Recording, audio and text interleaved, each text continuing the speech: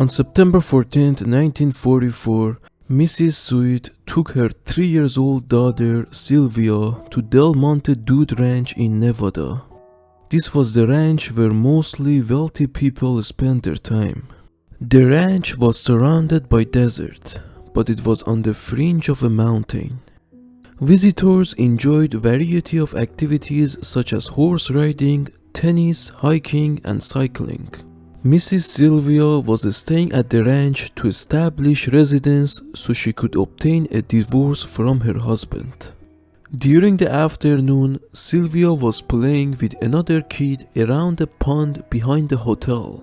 After a while, the other kid came to the hotel and told the parents he had pushed Sylvia into the pond. The adults immediately ran to the pond and searched the area but didn't find anything. The parents questioned the kid further and he changed his story to that he pushed Sylvia into a ditch. On that same day, the sheriff was called and a search effort was organized immediately. The search party drained every pond in the area and blocked every creek to search for Sylvia, but they had no success. The United States Army sent its troop to help with the search as well, and they searched every inch of the area without finding Sylvia.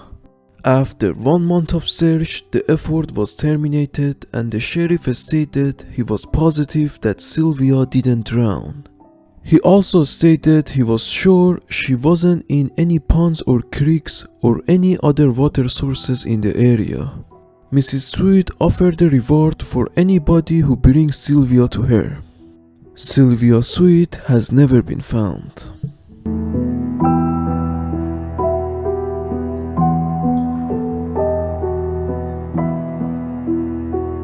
On September 2nd, 1903, the Dunphy family was living in the hills above Ewing, Montana, while Mr. William Dunphy was working as a prospector. The city Ewing, Montana now is a ghost town, and the only building that is livable is occupied by a local park ranger. On this day, William Dunphy's infant daughter was carried off by a wild animal in the afternoon.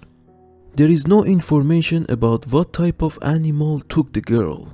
There was a huge search for the infant. William was searching an area when he came across a wolf den which showed sign of being occupied. William waited for a while, and when no wolf came out, he decided to enter the den. He kept walking in the den until he reached the scene where he couldn't believe his eyes. There was a mother wolf lying on the grass at the end of the den, and there were several pups beside it along with William's lost infant. William's infant was trying her best to get a supper from the mother wolf. When William tried to approach the wolf, it didn't get angry or escaped. It just watched the man as he tried to grab her daughter. William took her daughter back to their residence. The infant wasn't injured and was well nourished. Why would a mother wolf take care of a human infant? We will never know what really went on in this incident.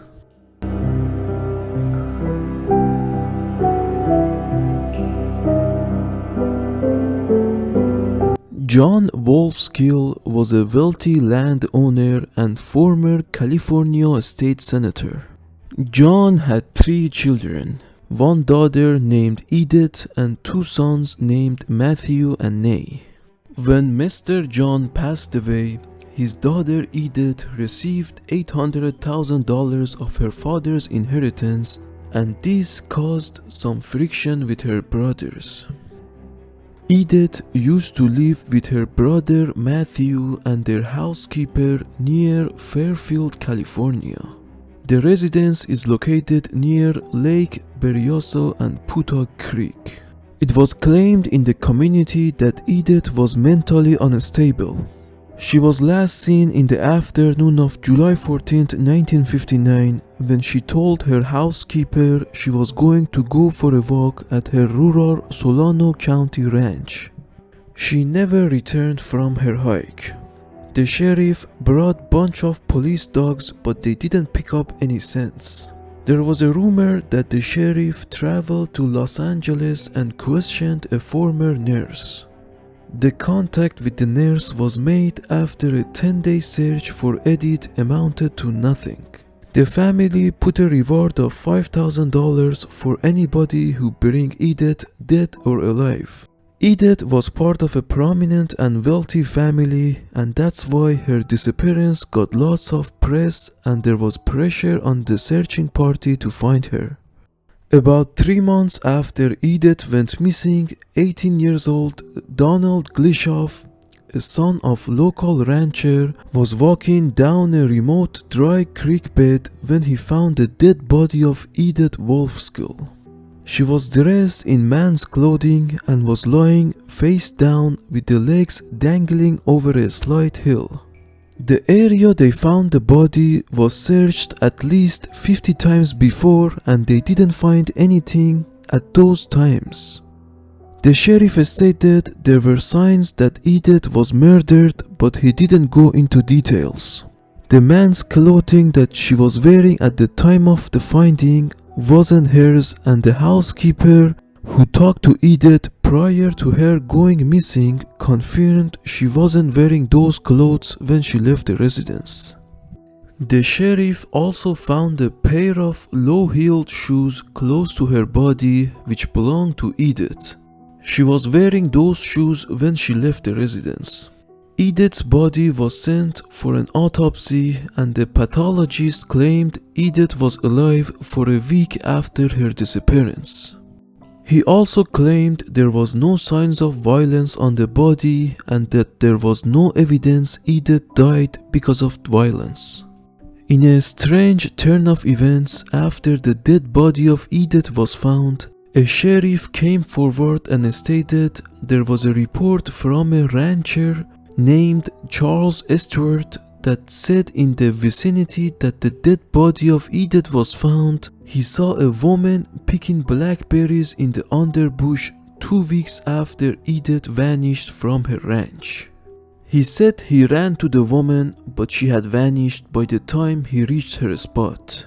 The disappearance of Edith Wolfskill remains a mystery to this day.